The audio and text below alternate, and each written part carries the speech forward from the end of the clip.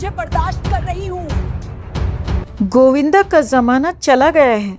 गोविंदा अब बूढ़े हो चुके हैं। आज की तारीख में मैं उनसे बड़ी स्टार हूँ। सुनीता आहूजा के ये बयान आपने शायद सुने होंगे, लेकिन अब कहानी ने ऐसा मोड़ ले लिया है जहाँ सवाल सिर्फ गोविंदा और सुनीता के रिश्ते का नहीं रह गया। सवाल है, आखिर असली स्टारडम किसे कहते हैं? क्योंकि स्टारडम वो नहीं होता जो इंटरव्यू में खुद के बारे में बताया जाए। स्टारडम वो होता है जिसे दशकों बाद भी लोग आपके नाम से महसूस करें, और गोविंदा के साथ शायद यही हो रहा है। हाल ही में सुनीता के गोविंदा पर लगातार किए गए कमेंट्स के बीच एक ऐसा वीडियो सामने आया जिसने सोशल मीडिया पर तहलका मचा दिया। गोविंदा ने कैमरे के सामने सुनीता को साफ शब्दों में अपनी हद में रहने और चुप रहने की बात कही। उन्होंने ये तक कह दिया कि जब मैं अपने काम पर वापस लौटने की कोशिश कर रहा हूँ तो मेरा ही काम खराब मत करो। अब ज़रा सोचिए, एक तरफ गोविंदा हैं जिनके बारे में कहा जा रहा था कि उनका दौर ख़त्म हो गया, दूसरी तरफ वही गोविंदा हैं जिनके एक वीडियो के बाद सोशल मीडिया पर उनके समर्थन में फैंस की बाढ़ आ गई, और यहीं से कहानी और दिलचस्प हो जाती है। कई सोशल मीडिया यूजर्स ने सुनीता को जमकर ट्रोल करना शुरू कर दिया। गोविंदा के समर्थन में वीडियो बनाए जाने लगे और कुछ फैंस तो हद पार करते हुए सुनीता का पुतला तक बनाकर बैठ गए। उस पुतले के सामने आपत्तिजनक बातें कही गईं और बाद में उसे जला दिया गया। हालांकि किसी भी महिला के खिलाफ ऐसी हरकत को सही नहीं ठहराया जा सकता, लेकिन इन वायरल वीडियोस ने एक सवाल ज़रूर खड़ा कर दिया। अगर गोविंदा का स्टारडम खत्म हो चुका है तो फिर आज भी उनके नाम पर इतना जुनून क्यों है? 90s में गोविंदा सिर्फ अभिनेता नहीं थे, वो अपने आप में एक पूरा मनोरंजन उद्योग थे। उनका डांस अलग, उनकी कॉमेडी अलग, उनकी टाइमिंग अलग, और सबसे बड़ी बात, उनका जनता से कनेक्शन अलग था। आज गोविंदा लगातार फिल्में नहीं कर रहे, फिर भी जब किसी इवेंट में उनका नाम लिया जाता है, जब वो स्टेज पर आते हैं, तो लोगों की नज़रें अपने आप उनकी तरफ चली जाती हैं। यही फ़र्क है लोकप्रिय होने और स्टार होने में। लोकप्रियता आज है, कल कम हो सकती है, लेकिन स्टारडम वो वक्त के साथ बूढ़ा नहीं होता, वो यादों के साथ और बड़ा होता जाता है। इसीलिए शायद गोविंदा के मामले में असली सवाल ये नहीं है कि उनका ज़माना गया या नहीं। सवाल ये है, जिस आदमी को लोग खत्म हुआ स्टार बता रहे थे, उसके नाम पर आज भी इतनी हलचल क्यों है? शायद इसीलिए क्योंकि कुछ सितारे फिल्मों से दूर हो सकते हैं, लेकिन लोगों के दिलों से नहीं, और गोविंदा शायद उन्हीं सितारों में से एक हैं। इस पूरे मामले में आप किसके साथ हैं, सुनीता के साथ या गोविंदा के साथ? कमेंट में ज़रूर बताएं और वीडियो को लाइक और शेयर कर अपना प्यार और सपोर्ट भी ज़रूर दिखाएं। 40 साल से तुझे बर्दाश्त कर रही हूँ।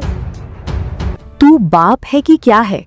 जब ये लाइन किसी बाहर वाले ने नहीं बल्कि खुद पत्नी ने कैमरे के सामने बोली हो तो समझ लीजिए मामला सिर्फ घरेलू झगड़े का नहीं रहा।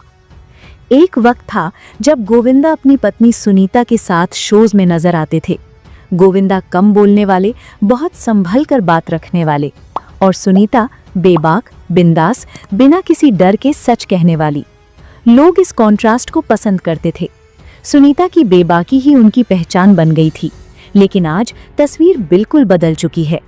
आज अगर सुनीता किसी पॉडकास्ट में जाती हैं तो टॉपिक एक ही होता है, गोविंदा।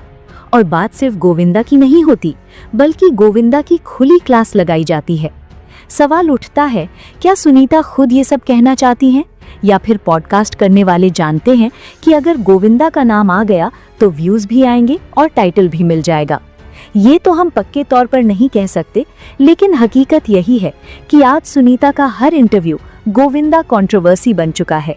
हाल ही में दिए गए एक पॉडकास्ट में सुनीता ने गोविंदा को लेकर ऐसी बातें कह दी जिन्होंने सबको चौंका दिया। उन्होंने सीधे कहा, तुम बाप हो कि क्या हो? सुनीता का कहना है कि उनका बेटा यश अब लॉन्च होने वाला है। यश ने कभी अपने पिता से ये नहीं कहा कि मेरे लिए किसी से बात करो, मेरे लिए फिल्म दिलवाओ या इंडस्ट्री में सिफारिश लगाओ। और दूसरी तरफ गोविंदा ने भी आगे बढ़कर अपने बेटे के करियर के लिए कुछ नहीं किया। सुनीता यही नहीं रुकी, उन्होंने कहा कि जब गोविंदा 63 साल के हो चुके हैं तो उन्हें अपनी बेटी की शादी के बारे में सोचना चाहिए, उन्हें अपने बेटे के भविष्य के बारे में सोचना चाहिए, लेकिन इसके बजाय वो यंग लड़कियों के चक्कर में फंसे हुए हैं। आपको बता दें कि कुछ समय पहले खबरें आई थीं कि गोविंदा का अफेयर एक यंग मराठी एक्ट्रेस के साथ चल रहा है और शायद यही वजह है कि सुनीता बार बार इंटरव्यूज में गोविंदा पर गुस्सा निकालती नजर आती हैं। इस बार तो बात और भी आगे निकल गई। सुनीता ने यहाँ तक कह दिया, मैं नेपाल की हूँ, किसी दिन खुखरी निकाल दी तो छोड़ूंगी नहीं। यानी चेतावनी भी, गुस्सा भी और डर भी। अब सवाल ये नहीं है कि सुनीता का गुस्सा जायज है या नहीं। गुस्सा शायद पूरी तरह जायज हो सकता है, लेकिन सवाल ये है, क्या हर पारिवारिक झगड़ा मीडिया में लाना जरूरी है?